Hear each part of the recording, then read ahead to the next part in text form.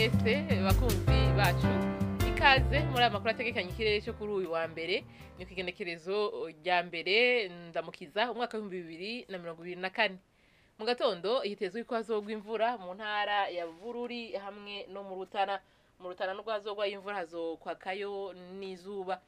Ikirere kirimo ibicu vyinshi kaba citezwe mu ntara ya Bujumbura, mu Rumonge, Imakamba, mu Ruyigi hamwe no mu ntara ya Cankuzo.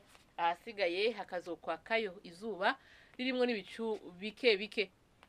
Azoba hakanye gusumba handi azoba ari mu ntara ya Ngozi, mu Kayanza, Igitega hamwe n'Imwaro, aho ibipimo vy'ubushuhe vyaho bizoba bigera kuri dogere Celsius 14.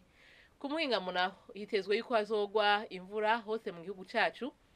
Imvura mvikana mu mituragaro ikazogwa mu ntara ya Cibitoke, Ingozi hamwe n'Imuramvya.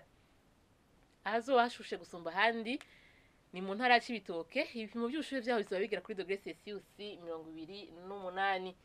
Ejo mu gatondo hatekanijwe yuko izuba rizoseruka igihe cy'isaha 12:05 rirenge igihe cy'isaha 12:07 z'umugoroba. Nuko rero ni hana makuru ategekanya ikirere cyo kuri uyu wa mbere agarukiye.